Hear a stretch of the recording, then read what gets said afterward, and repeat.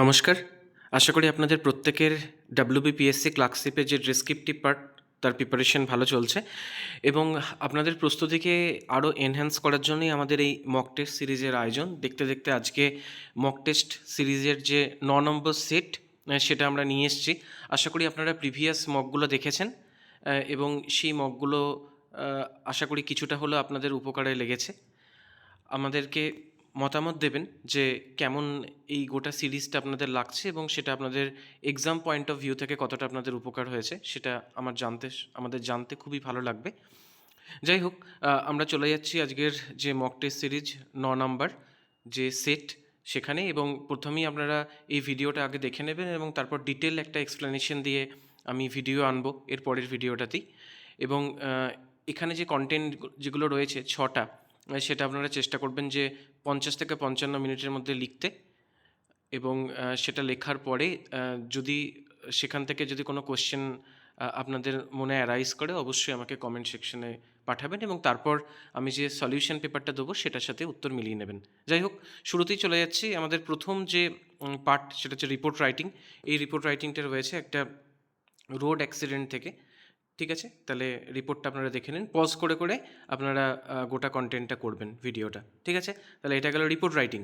আচ্ছা, রিপোর্ট রাইটিংয়ের পরে আমরা চলে যাচ্ছি অ্যাজ ইউজুয়াল প্রেসিটা লিখবেন একটা টাইটেল দিয়ে, এবং সেই সঙ্গে সঙ্গে আপনারা 1/3 ওয়ার্ডের মধ্যে এটা লেখার চেষ্টা করবেন। আমি ওয়ার্ড কাউন্টটা যদিও আপনাদের দিয়ে দিয়েছি সুবিধার্থে। বেশ, তাহলে এটা গেল প্রেসির পরের যে পার্ট সেটা হচ্ছে ট্রান্সলেশন। আচ্ছা, এই ট্রান্সলেশনটাও কিন্তু আমি আর পিকেদের সরকার থেকে এখন ট্রান্সলেশনটা দিচ্ছি না। অলরেডি যেগুলো খুব ইম্পর্টেন্ট আমার মনে হয়েছে সেগুলো করেই নিয়েছি। এটাও কিন্তু আরেকটা গল্প থেকে নেয়া, সত্যজিৎ রায়ের লেখাই একটা গল্প। তো লিখবেন আপনারা ট্রান্সলেশনটা, ঠিক আছে, এবং তারপর আমরা যেরকম অ্যান্সার লাইন বাই লাইন আমরা করে দিই সেরকম সলভ করে দেবো।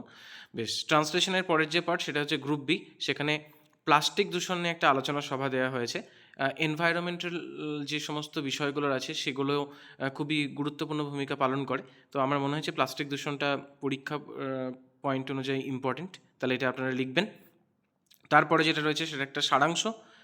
এই হচ্ছে সারাংশটা, এবং সারাংশর পরে যেটা থাকে সেটা হচ্ছে বঙ্গানুবাদ। ঠিক আছে, তাহলে এই হচ্ছে বঙ্গানুবাদ, এবং এটাই হচ্ছে আজকে আপনাদের যে মক নাম্বার 9 তার প্র্যাকটিস সেট।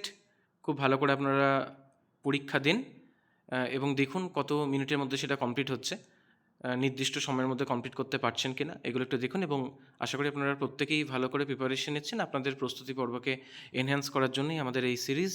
আপনারা কমেন্টে আপনাদের মতামত জানান কেমন লাগছে এই সিরিজ, এবং আরও যদি কোনো কিছু পয়েন্ট বা কোনো কিছু টপিক আমাকে আলোচনা করতে হয় বলবেন, আমরা সেটা বিস্তারিত আলোচনা করে দেবো আমাদের ভিডিওতে। ধন্যবাদ।